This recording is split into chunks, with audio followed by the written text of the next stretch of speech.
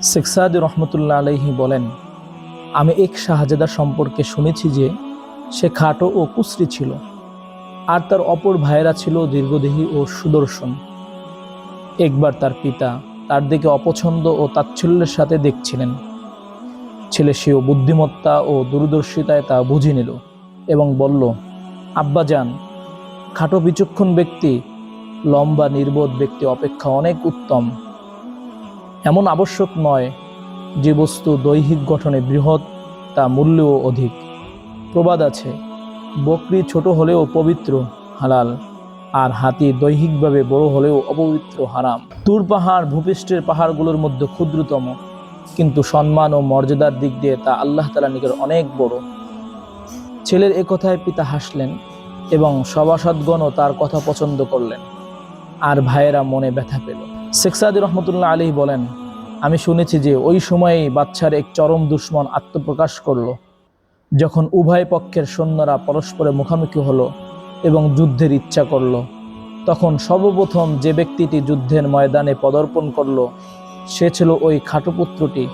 সে বলল, আনামান বা শমকে রোজে জঙ্গিবিনী পুষ্টেমান আমানম কন্দরমিয়ানে খাক খুবিনী সারে কাকে জং আরাদ বখুনে খেশ বাজি মি কুনাদ রোজে ময়দা ও আকে বগুরি জদ বা খুনে লস্করে।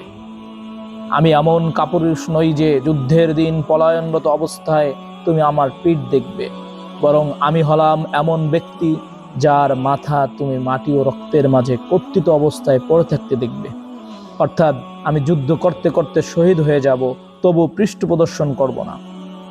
কেননা যে ব্যক্তি যুদ্ধ করতে আসে সে মূলত নিজের রক্ত নিয়ে খেলা করে, আর যুদ্ধের দিন যে ব্যক্তি রণাঙ্গন থেকে পলায়ন করে সে খেলা করে গোটা সৈন্যদের রক্ত নিয়ে। কেননা তার পলায়নের কারণে অন্যান্য সৈন্যদের মনোবল ভেঙে পড়ে, ফলে তাদের পরাজয় অবশ্যম্ভাবী হয়ে পড়ে এবং এতে অনেক সৈন্য নিহত হয়। এই কথা বলেই সে শত্রু সেনাদের উপর ঝাঁপিয়ে পড়ল, কয়েকজন বীর পুরুষকে হত্যা করলো। অতঃপর যখন পিতার সম্মুখে এলো তখন মা কদমবুচি করে বলল, আইকে শখস মানাত হাকি রে নমুদ তা দরুস্তি হুনার নাপিন্দারি আসপেলাগের মিয়া বাকার আয়াদ রোজে ময়দা নাগাও পরওয়ারি। হে আব্বাজান, আপনি তো সে যার নিকট আমার ব্যক্তিত্ব তুচ্ছ মনে হয়েছিল। দেখুন, আর যেন কখনো আপনি মোটা তাজাকে বুদ্ধিমান মনে করবেন না। দুর্বল ঘোড়া যুদ্ধের ময়দানে কাজে আসে, মোটা তাজা গৃহপালিত গরু কোনো কাজে আসে না। কথিত আছে যে শত্রু সেনা ছিল সংখ্যায় অনেক, আর এরা বাদশার সৈন্য ছিল খুবই কম সংখ্যক। তাই বাদশার একটি দল পালানোর ইচ্ছা করলো। তখন সেই খাটো ছেলেটি চিৎকার দিল এবং বলল, হে বীর সেনারা, তোমরা চেষ্টা চালিয়ে যাও, যেন মহিলাদের পোশাক পরতে না হয়, অর্থাৎ কাপুরুষতা করো না। তার কথায় পৌরুষে আঘাত লাগার কারণে অশ্বারোহী সৈন্যদের বীরত্ব বেড়ে গেল এবং সকলে একযোগে আক্রমণ করল। শেখ সাদি রহমতুল্লাহ আলাইহি বলেন, শুনেছি যে ওই দিনই তারা শত্রুদের উপর বিজয়ী হলো। পিতা তার মাথায় ও চোখে চুমু দিলেন এবং ভালোবেসে কোলে জড়িয়ে নিলেন এবং দিন দিন তার প্রতি স্নেহের দৃষ্টি বৃদ্ধি করে দিলেন, এমনকি তাকে স্থলাভিষিক্ত নির্ধারণ করে দিলেন। তার ভাইরা হিংসায় জ্বলে উঠল এবং একসময় তার খাবারের সাথে বিষ মিশিয়ে দিল। কিন্তু তার বোন বালাখানার উপর থেকে তা দেখে ফেলল এবং তাকে সতর্ক করার জন্য তৎক্ষণাৎ জানালার কপাট জোরে আঘাত করল।